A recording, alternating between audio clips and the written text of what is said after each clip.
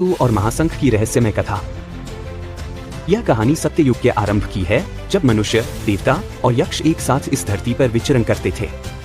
भारतवर्ष के एक घने और दुर्गम वन में कालकेतु नाम के एक तपस्वी ऋषि रहते थे।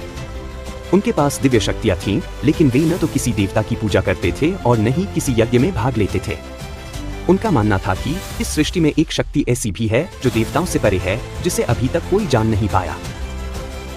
उनकी इस विचारधारा से महाशंख नामक एक यक्ष असहमत था। महाशंख एक प्राचीन यक्ष था, जो यक्ष सभा का एक महाबली रक्षक माना जाता था। उसका दृढ़ विश्वास था कि प्रत्येक शक्ति का एक स्वामी होता है और बिना किसी देवता की कृपा के कोई भी दिव्य शक्ति प्राप्त नहीं कर सकता।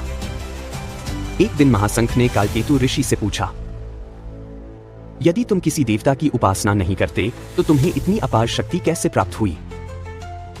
कालकेतु ऋषि हल्का सा मुस्कुराए और बोले, मैं उस तत्व का ध्यान करता हूं जो न तो विष्णु हैं, न शिव हैं, न ब्रह्मा। यह एक अलौकिक शक्ति है जो सृष्टि के आरंभ से पहले भी थी और प्रलय के बाद भी बनी रहेगी। महाशंख को यह सुनकर अचरज हुआ। उसने ऋषि को चुनौती दी, यदि तुम्हारी शक्ति इतनी महान है तो प्रमाण दो। मैं तुम्हारी शक्ति की परीक्षा लेना चाहता हूं। कालकेतु ऋषि ने केवल अपना दायां हाथ उठाया और देखते ही देखते चारों ओर भीषण अंधकार छा गया। सूर्य की किरणें भी वन में प्रवेश नहीं कर पा रही थी।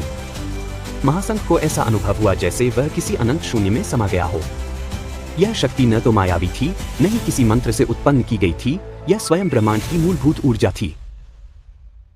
कुछ ही क्षणों में महाशंख ने घबराकर कहा, ऋषिवर, यह कौन सी शक्ति है? यह तो त्रिदेवों की भी सीमा से परे है। कालकेतु मुस्कुराए और बोले, यह वही शक्ति है जिसे हमारे शास्त्र परब्रह्म कहते हैं। यह किसी मूर्ति में नहीं, किसी मंदिर में नहीं, यह हर कण में विद्यमान है। जो इसे जान लेता है वह स्वयं ईश्वर तुल्य हो जाता है। महाशंख इस गूढ़ रहस्य को समझ नहीं पाया, लेकिन उसने इस शक्ति को स्वीकार कर लिया। उसने कालकेतु ऋषि से आशीर्वाद मांगा और संकल्प लिया कि वह इस परम सत्य की खोज में अपना शेष जीवन अर्पित